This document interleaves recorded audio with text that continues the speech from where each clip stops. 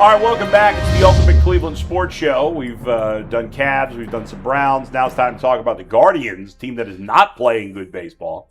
They did win yesterday, but it's been a struggle of late. They haven't won a series in forever.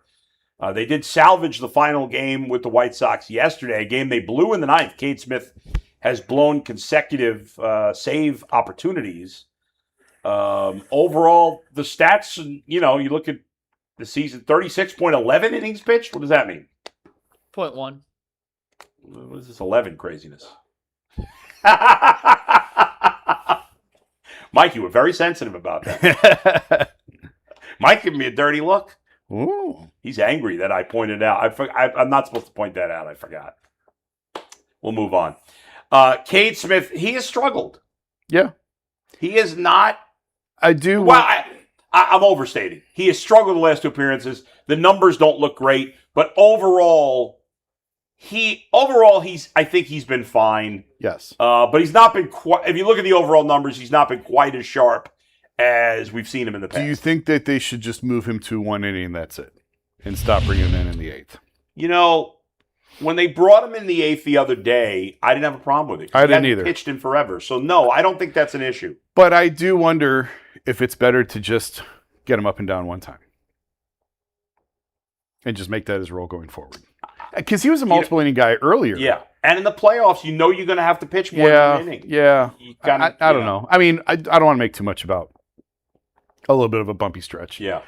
Most closers go through it. Clase, when he wasn't throwing games, was so good that I think we hold. I mean, I still look at Cade Smith as one of the 5 best closers in baseball. Yeah. Certainly top 10. I mean, the Guardians playing a ton of close games. Yeah. You're going to get a ton of opportunities. Yeah. I lean more top 10 than top 5.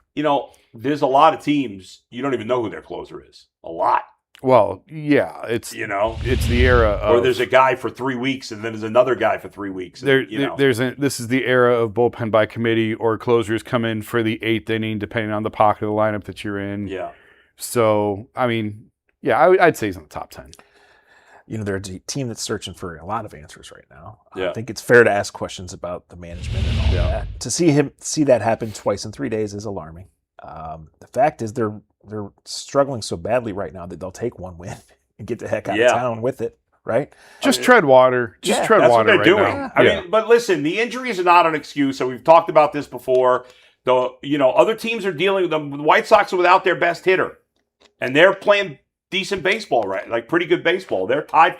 The American League is so bad that you're not going to go away. Correct. There's one team in the American League with a run differential better than +8. One, the Yankees. That's it. There's 2 teams in the American League, the Yankees and Rays, that are more than 3 games over 500. But part of the flip side of this about no one's going to run away with it is I do think, I know you dismissed it the other day, I think the Tigers are lurking. They're only 7.5 back. They got plenty of time to put the wheels back on this thing. I just don't believe they. I think in the end, as bad as the American League is, as bad as the Guardians are playing, I think the Tigers, to me, are not capable of playing as well as they're going to have to ultimately win the division.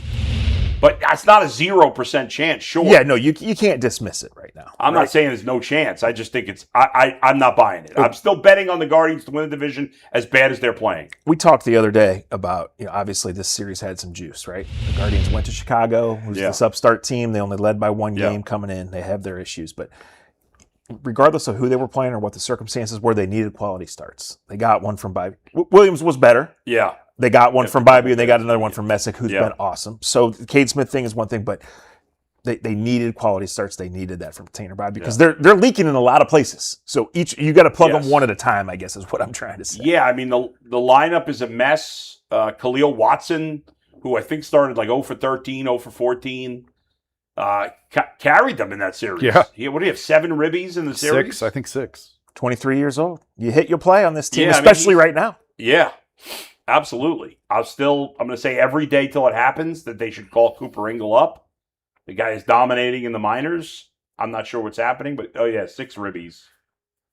So good opportunity for him. And anybody that can hit right now is going to get a chance. I think, Jason, the last time you and I were here, we talked about the quarter season or maybe whatever, end of the month MVP for the Guardians. And I didn't pick Jose. I tried to get cute with it. But I think we've seen the last 2 weeks. It sure was Jose. He's been a heartbeat of this team for years. Yeah. So, I mean, now it's, I think with Jose out, I think it's Bazzano already. 100%. Yeah. And Bazzano's been great. He's been one of the few guys that's been excellent. What's his OPS? 802? Yeah. We're expecting DeLauder back real soon, correct? And Martinez. Yes. Both those guys should be back soon. I think DeLauder's rehabbing already. I don't think it's anything significant. Yeah. So they should, I would expect them both to be back before the end. I mean, it's a broken rib. It's not insignificant, but I don't think it's anything that's going to keep them out. And the one thing the All-Star break's coming up, and you wonder if they get conservative. Because the All-Star break is what? I think, not even 3 weeks away. Yeah. The other day in a game they could have won, they had to pinch hit Stuart Fairchild.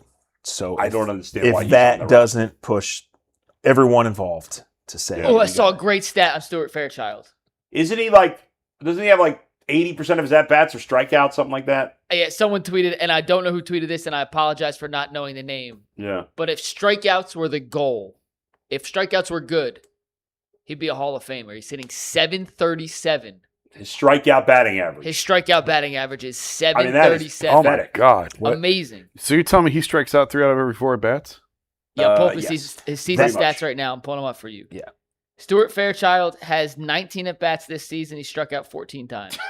Oh! I mean, that's like that's like the worst hit on the Little League team. Hand up. I had no idea it was that bad. Yeah. He's not a major leaguer. I've been saying this. That guy being your pinch hitter is as bad as Jerry Jeudy being your number 1 wide receiver. It might be worse. It's worse. Oh, it's worse. Yeah. It's for sure worse. Yeah, it's worse. At least Judy's an NFL player. Yeah, and then 2 years ago, at least Judy played like a 1 for 1 year. But God. this guy, I knew he was bad. I didn't know it was 14 strikeouts and 19 I at-bats. don't understand. How bad could Cooper Ingles' defense be that they can't call him up? I don't disagree. It's just crazy. But anyway, it was a long road trip. They come home for 10 games in 10 days starting tomorrow. They play the Mariners, then the Rangers, then the White Sox, and then they go back on the road, Twins and Marlins, and then we're at the All-Star break. By the way, in the first guy's case, it's a bigger name than it is a pitcher because they're facing Luis Castillo tomorrow, and he's not very good anymore, but he obviously used to be great, and he has the name recognition. But you're facing some pretty good pitchers. You're going to face Kirby. You're going to face, obviously, Castillo, but again, he's not very good anymore. But, there's still some magic there. Gilbert, Yeah, is Gilbert pitch? Yeah. You're facing Gilbert, and then the first game of the Rangers series, you face DeGrom. Yeah. And then Mackenzie Gore, Gore and Evaldi. and Evaldi, who are their 3 best pitchers. So Over-under on the runs scored over the next 6 games. Just take the team total under in every game. I mean, I'll say let's make the over-under 15.5. I would take the under. Yeah, that's I would easily take the under. I was thinking like 10 or 11. I mean, they've scored And that's counting Castillo. They've scored more than 4 runs once in, I think, the last 16 or 17 days. They won a game. I think they beat the Astros that one game 8-1. Yeah. Otherwise, they haven't scored more than 4 for, I want to say, 2 weeks. And the next day, they lost 2-1. Right. Yep. Yeah, I mean, listen, the lineup fully healthy is not great. It's decent. Mm-hmm. Well, you said more than 4, so discounting games they scored 4. Right. If only once, right? Since the last 16 games or something? Going back to June 8th was the last time outside of the Houston game when they won 8-1. June 8th and a 10-inning loss to the Yankees was the last time. Right. Yeah. And even 4 runs, they haven't done that many times. I mean, it's mostly been 3 and less. Yeah, they scored 5 against Chicago once, 4 against Chicago, 4 against Milwaukee, 4 against the Yankees. Yeah, It's been a struggle. Have to take the positives. Biden pitched well. Watson's been hitting, and look for the next guy to step up. And tomorrow's game, the series opener against the Mariners. You know where you have to watch it. There's only one place to watch it. It is right here on WKYC. Coverage begins at 7, first pitch at 7:10. And there's no better place to get your pregame coverage than right here with our good friends upstairs in the WKYC Sports Department. Nick Camino, Chris Renkel, and the guys will have you covered. Everything you need to know leading into first pitch, they got you. Coverage begins at 7 right here on KYC.